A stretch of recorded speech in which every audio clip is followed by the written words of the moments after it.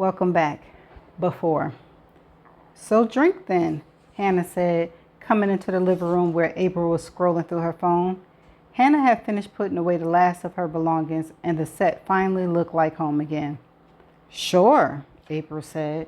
She stretched cat-like, spreading out all her toes and fingers. Pelham Bar? I don't think I can be arsed to go into town. Sure, but can we go via clothes? I met Ryan on the way over, and he said to knock on if we're going for a drink. She said the last part with a slight flush, knowing that she was giving herself an alibi for calling past clothes that had nothing to do with Will, but knowing too that of course April would collect Will while they were over there, so it would come to the same thing. By picking up Ryan, she was ensuring Will's company. No probs, April said. She grabbed her phone, keys, and purse, glanced at herself in the mirror, and followed Hannah down the staircase and across the quad to Claude's. As they crossed the courtyard in front of the big, blocky, modern building, Hannah found herself glancing automatically up at Will's window, as she always did. Second from the right, sandwiched between Hugh and Ryan's. It was dark, but next door Ryan's was bright, and the window was open, in spite of the cold air.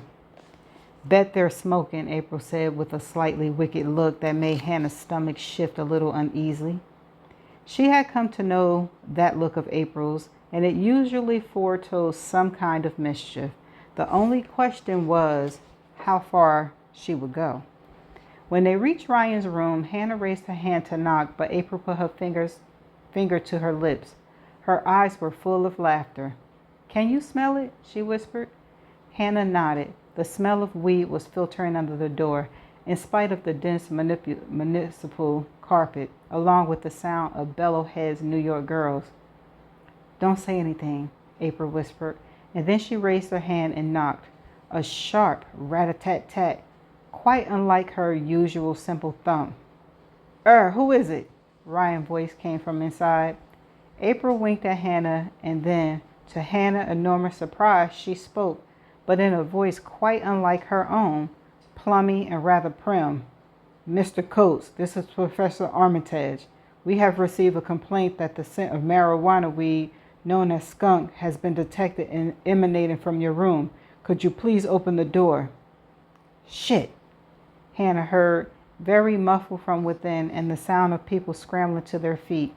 The music was abruptly silenced. Then still Ryan, but more loudly.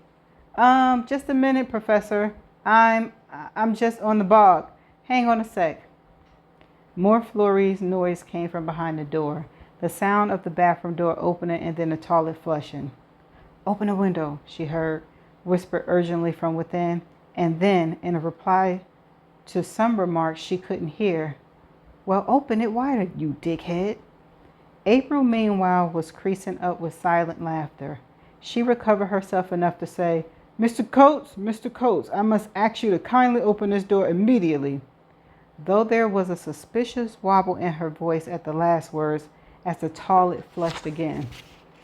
One sec, came Ryan's voice, this time with a note of desperation, and then the door opened and Ryan, face red and hair tousled, his clothes giving off a strong smell of weed, was standing in the doorway. For a second, he just looked at them both, puzzled, trying to make sense of the situation. But as April burst into irrepressible golfhood, realization dawned, and his whole face flushed purple with barely suppressed rage. You little fucking bitch, he said, grabbing April's arm and dragging her inside the room.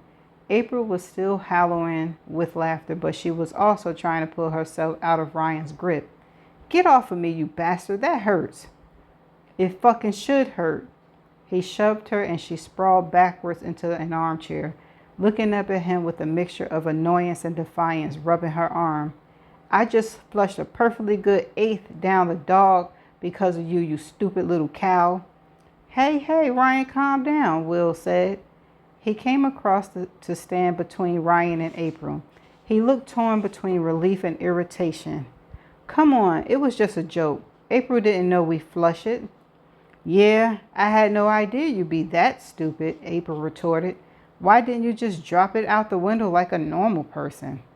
Because I thought I was about to get sent fucking down, Ryan said through gritted teeth. He was standing over April as though he would have liked to hit her, and Hannah wasn't certain whether he would have done so if it hadn't been for Will. I dare say this is all very funny to posh birds like you, isn't it? But those of us without a rich daddy to pay people off have to live with the consequences of our actions. If I get expelled, that's it. Kaput. I am royally fucked. And you know what? I understand why you wouldn't get that, but you. He rounded on Hannah. I didn't think you were such a silly little bitch. Maybe living with her, it's rubbed off. Damn. Hey, leave her out of it, April said, standing up and facing Ryan. She had nothing to do with it, so pick on someone your own size. That'll be you, would it? Ryan said with a kind of snarling laugh. He gestured at the disparity between them. April probably no more than 5'4" and 8 stone soaking wet. Ryan over 6 foot and built like a rugby player he was. Well, you've got balls at least. 2 more than you have, April retorted.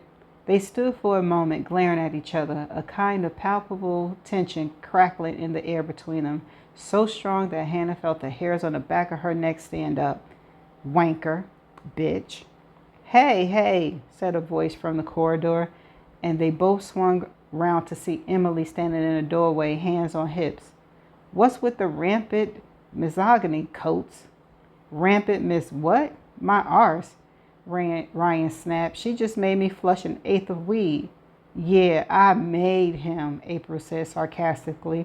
With the power of my mind. Woo. She made wavy ghost fingers in front of Ryan's face, and he slapped her hand away, irritable. I knocked on the door while he was having a spliff, and the idiot was so scared he flushed his entire stash. Nice move, Coates. Emily raised one eyebrow. With cool like that, maybe better not take up drug smuggling. Both of you can go shove something painful where the sun don't shine. Damn. Ryan growled. And you? He stabbed a finger at Will. Don't stand there like you don't know she isn't a complete pain in the arse. That's the best part of 50 quid. I'm down. And some of us actually have to work for our cash instead of milking the stock market for unearned money off the backs of the workers. Oh, well, now we're getting down to it, Mr. Capitalism. Is robbery, April said. 50 quid? Is that the real problem? It's all the same with you socialist types, isn't it? Money's a construct and debt is a tool to subjugate and proletariat. Hold on. That's a word. Proletariat. Until someone owes you a tenner, at which point you never stop harping on about it. Look, here we go. She pulled out her purse and began rifling through the notes. 20, 40, 60. Here you are. 50 quid for the stupid weed, plus a little extra for your trouble. Buy yourself something pretty, sweetheart. She held out the cash. Ryan stood there glaring, a vein visibly pulsing in his temple and the muscles in his jaws working. His expression flickered between furry and something else, something Hannah couldn't quite pin down. Not humiliation. He didn't look humiliated, more like a strong desire to slap April's face. But then he seemed to make up his mind. He reached out and took the money, with a little comedic bow and a mocking tug of his forelock.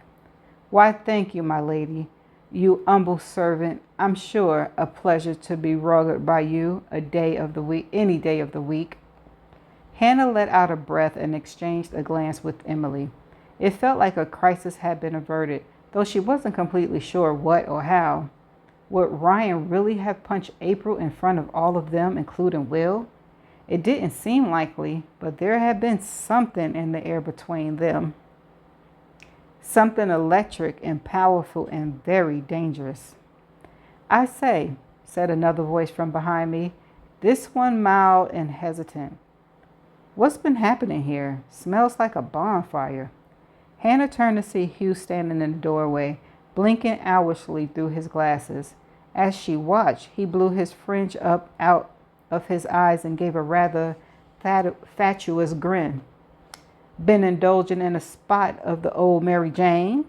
Jesus Christ, Ryan muttered under his breath. Where the fuck have I ended up? Some kind of P.G. Wodehouse novel? Hello, Hugh, April said. She stalked across the room to kiss Hugh on either cheek. Thank you for the Christmas present.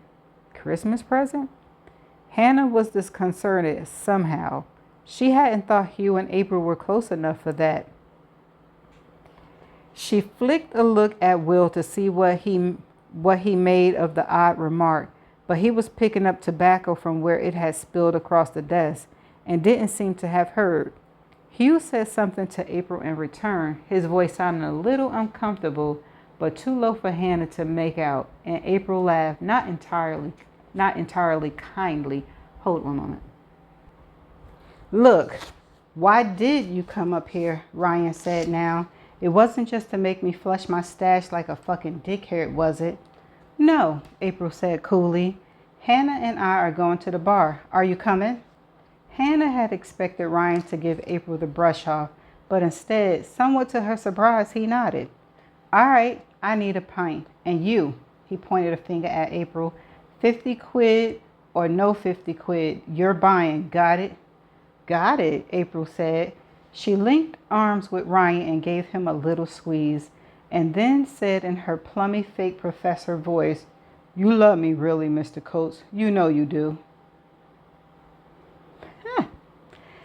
I do fucking not, Ryan said, but the edge was gone from his voice, and when April dug him in the ribs, he tickled her back, making her laugh and squeal and wriggle away, and then chased her all the way down the stairs and crossed the quad, the rest of them following in their wake. Assault! April shrieked as they rounded the corner of the library. Bad touch! Oh my God, Will groaned as the two disappeared through the dark shapes of the rose garden. I swear, she'll be the death of me. She'll kill me, Hannah, she really will. But you love her, Hannah said lightly, don't you? Afterwards, she wondered if it was her imagination, the way Will paused and then looked away before answering, not meeting her eyes. I do, he said at last, and then gave a laugh. Of course I do. You know what they say. Can't live with her, can't live without her, right? Right, Hannah echoed. Hugh and Emily had outpaced them, and she and Will were alone in the winter clipped rose garden, and the college was silent and empty in the way only a sprawling building full of several hundred students and dons could sometimes inexplicably be. Of course you do. After. It's closer to 15 minutes later that Hannah climbs the stairs, sweating profusely, to the waiting room of the midwifery clinic, clutching her maternity note in one hand and her bag in the other. Her face is scarlet and her heart is hammering. How could she have forgotten the appointment? As she enters, a doorway on the far side of the waiting room opens and a woman's head pops out. Are you Hannah DeChastain? Yes, I'm sorry. She is trying not to pant too obviously. It's fine. Come on through. Hannah follows her into the little office and sits on a hard plastic chair, shrugging off her coat for what she already knows is coming. She feels a bead of sweat run down the hollow of her spine and squirms against the chair back to stop the tickle. Got your notes? The midwife asks. Hannah nods and passes over the folder. And your sample? Oh, God. Hannah puts her hand to her forehead. I'm so sorry. In all the kerfuffle, I totally forgot. It's okay. You can do one after. So, we are... She looks at the calendar by her desk. 22 plus 4, is that right? Okay, let's get you up on the couch and we'll measure the bump. Nodding again, Hannah moves across to the couch and lies down, trying not to ruck up the giant roll of toilet paper stretched across the slippery cover. Her dress is stretchy jersey, and lying like this, she can see the still faintly surprised bulge of her stomach, smooth and round beneath the fabric. The midwife takes out a tape measure and measures from her rib to her pubic bone.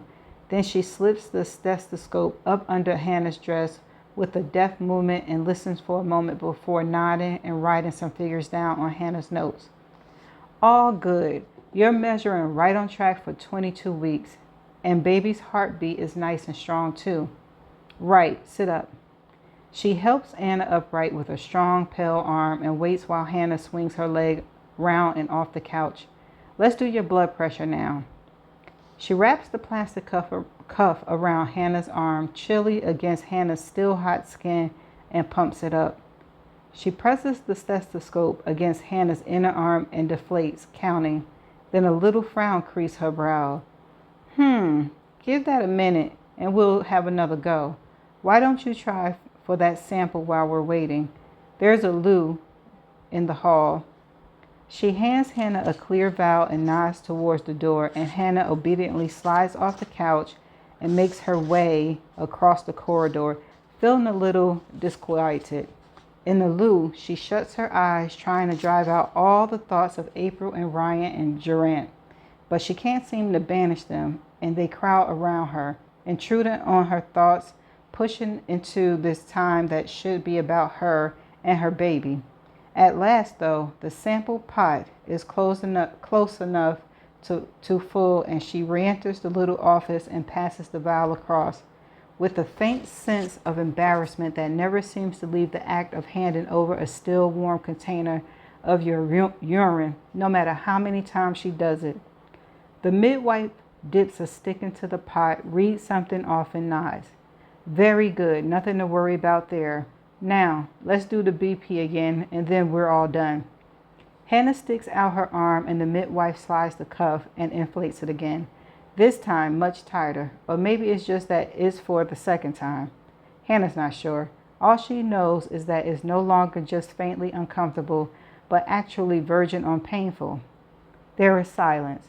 Hannah can feel the blood rushing in her arm, trying to get past the constriction, and hear the midwife breathing heavily through her mouth. It sounds like she has a cold and her nose is blocked. Then the woman straightens and undoes the cuff. Okay, well, it's probably nothing to worry about, but it is still quite high. I did run here, Hannah points out, rolling her sleeves back down. She says nothing about the shock she had with Durant before the midwife called, but she's uncomfortably aware that it probably didn't help. Let's get you back next week for a check, and I'm sure it'll all be back to normal. Next week? Hannah is dismayed. The normal routine is monthly. The fact that this is considered worry enough to upgrade her to a weekly visit has unsettled her. Are you sure? Yeah, girl, you got to be careful. Stress is a mess. So that takes us to the 21st. I can't do 2 o'clock, the midwife is saying, running her fingers down her appointment book. In fact, the afternoon is completely blocked out, but I could see you at 9:40 a.m. Does that work? Hannah signs. She nods and takes out her phone to input the appointment. Sure, but I'm certain it was just because I was running late. I'm sure you're right, but better safe than sorry, eh? Now go home and relax.